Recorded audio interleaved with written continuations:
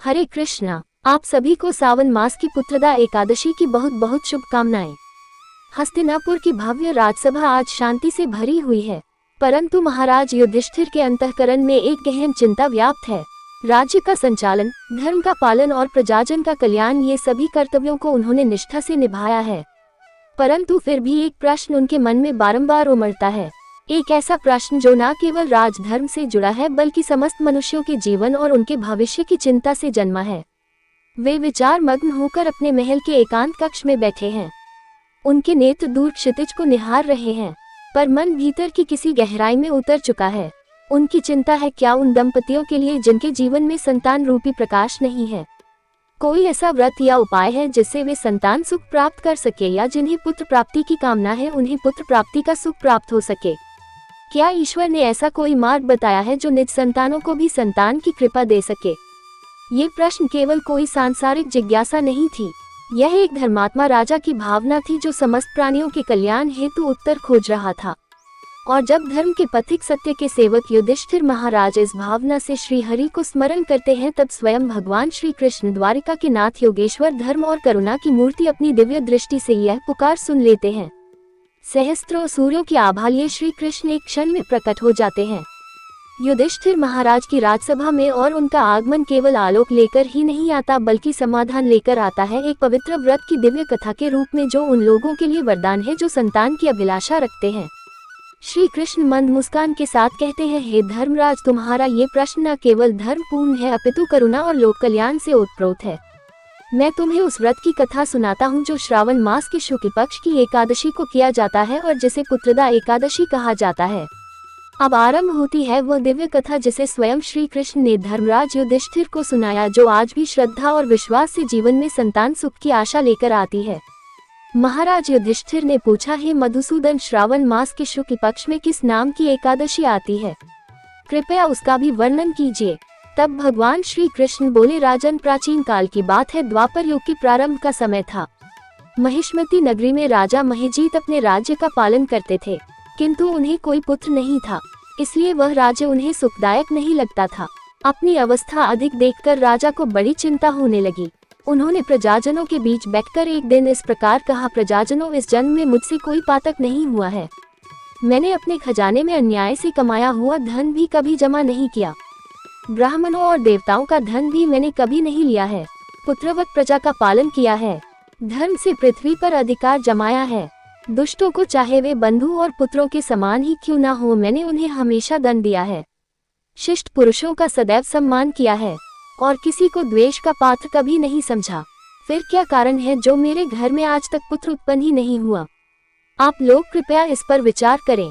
राजा के यह वचन सुनकर प्रजा और पुरोहितों के साथ कुछ ब्राह्मणों ने उनके हित का विचार करके गहन वन में प्रवेश किया। राजा का कल्याण चाहने वाले वे सभी लोग इधर उधर घूमकर ऋषि सेवित आश्रमों की तलाश करने लगे। इतने में ही उन्हें एक आश्रम पर मुनि श्रेष्ठ लोमस जी के दर्शन हुए।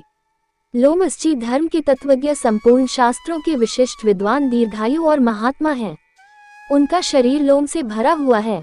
वे ब्रह्मा जी के समान तेजस्वी हैं। एक एक कल्प बीतने पर उनके शरीर का एक लोम अर्थात रोम विक्षण होता है, टूटकर गिरता है, इसीलिए उनका नाम लोमश हुआ है। वे महामुनि तीनों कालों की बात जानते हैं। उन्हें देखकर सभी लोगों को बड़ा हर्ष हुआ। लोगों को अपने निकट आया देखकर लोमस ऋषि ने पूछा, तुम सब लोग यहाँ किस लिए आए हो? अपने आने का कारण बताओ। तुम लोगों के लिए जो भी हितकर कार्य होगा उसे मैं अवश्य ही करूँगा। प्रजाजनों ने कहा, हे ब्राह्मण, इस समय महिजीत नाम वाले जो राजा हैं उन्हें कोई पुत्र नहीं है। हम लोग उन्हीं की प्रजा हैं जिनका उन्होंने पुत्र की तरह पालन किया है, लेकिन उन्हें पुत्रहीन देखकर उनके दुख से दुखी होकर हम तपस्या करने का दृढ़ निश्चय करके यहाँ आए हैं।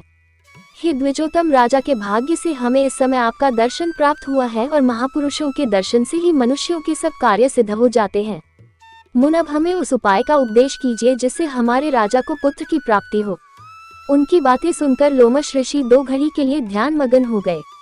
इसके बाद राजा के प्राचीन जन्म का वृतांत जानकर उन्होंने कहा, प्रजावन सुनो, राजा महिजीत पूर्व जन्म में मनुष्यों को चूसने वाला धनहीन वैश्य था, और वह वैश्य गांव-गांव घूमकर व्यापार किया करता था। एक दिन ज्येष्ठ के शुक्ल पक्ष में 10वीं तिथि को जब दोपहर का सूर्य तप रहा था, वह किसी गांव की सीमा में एक जलाशय पर पहुंचा। पानी से भरा हुआ जलाशय देखकर वैश्य ने वहां जल पीने का विचार किया। इतने में ही वहां अपने बछड़े के साथ एक गौ भी आ पहुंची। वह प्यास से व्याकुल और गर्मी से पीड़ित थी, इसलिए तालाब में जाकर जल पीने लगी।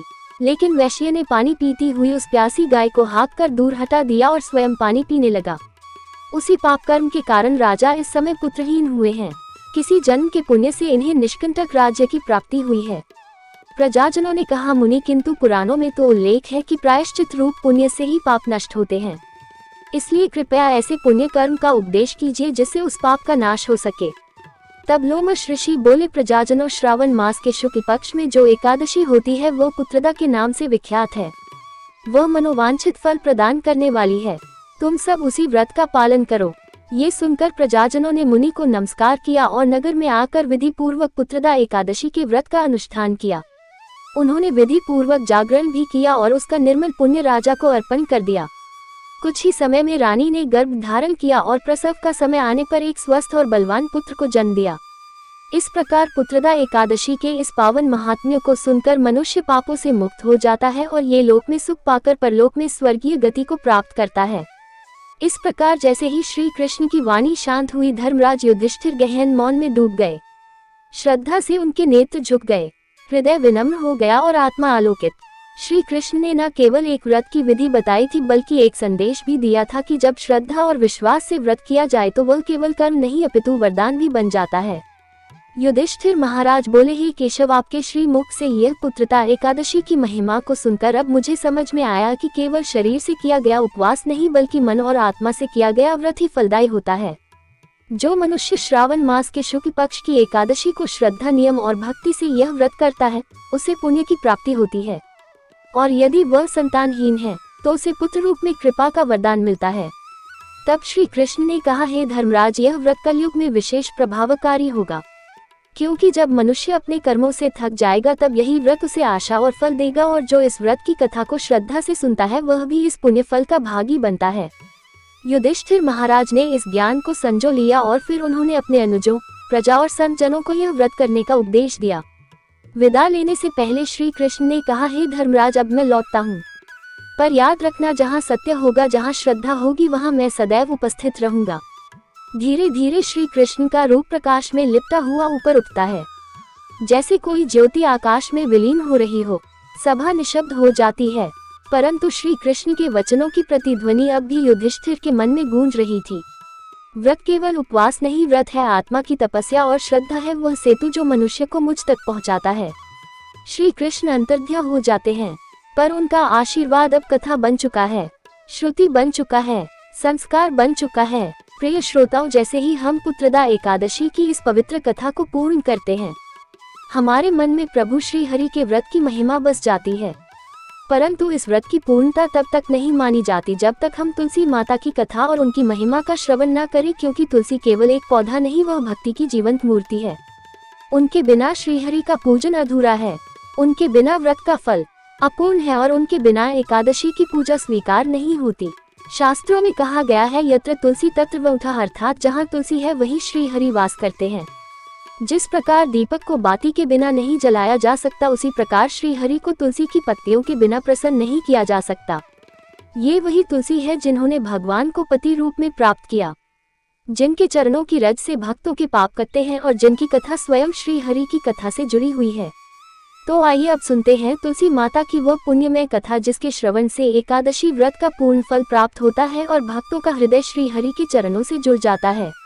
कथा के अनुसार एक बार एक बूढ़ी माई थी जो नियमित गारस माता का यानी एकादशी का उपवास रखा करती थी और तुलसी के पौधे की सेवा किया करती थी। तुलसी के पौधे को सींचा करती थी। वे सुबह को बिना तुलसी के पौधे की पूजा किए अन्न या जल तक ग्रहण नहीं करती थी। जब भी वह बूढ़ी माई तुलसी के पौधे को सींचती तो तुलसी माता से कहती है, तुलसी माता सत्य की दाता, मैं तेरा बिरवा सींचती हूँ, मुझे बहू दे, पीले रंग की धोती दे, मीठा ग्रास दे, बैकुंठ में वास दे, अच्छी मौत दे, चंदन का काट दे, अच्छा राज दे, खाने को दाल भात दे और गार्यास के दिन कृष्ण का कांधा दे। बूढ़ी माई की यह बात सुनकर तुलसी माता सूखने लगी।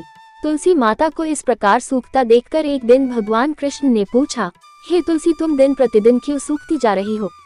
तब तुलसी माता ने कहा कि बस मेरे मन की मत पूछो प्रभु। भगवान कहने लगे, मैं नहीं पूछूंगा तो कौन पूछेगा? तब तुलसी माता कहती है कि हे प्रभु, एक बूढ़ी माई आती है और अपनी बात कहकर चली जाती है। मैं उनकी सारी बातें तो पूरी कर दूंगी, लेकिन कृष्ण का कांधा कहाँ से लाऊंगी। तब भगवान श्री कृष्ण बोले कि वो बूढ़ी माई मरेंगी तो मैं अपने आप ही कांधा देने आ जाऊंगा। तुम बूढ़ी माई से यह बात कह देना। और इसके कुछ समय बाद वह बूढ़ी माई मर गई।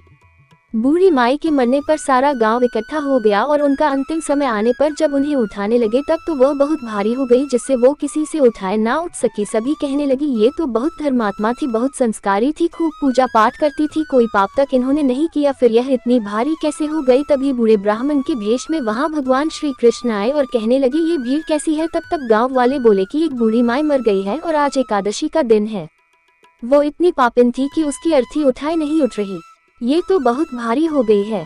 भगवान बोले कि मुझे इनके कान में कुछ कह लेने दो, फिर यह उठ जाएंगी। तब भगवान श्री कृष्ण बूढ़ी माई के पास गए और चुपके से उनके कान में कहा, हे बूढ़ी माई, तू अपने मन की कर ले। पीताम्बर की धोती ले, मीठा मीठा ग्रास ले, बैकुंठ में वांस ले, चटक की चाल ले, चंदन का कांट ले, झालर की झकार ले, दाल भात को जीम और श्री कृष्ण का कांधा ले।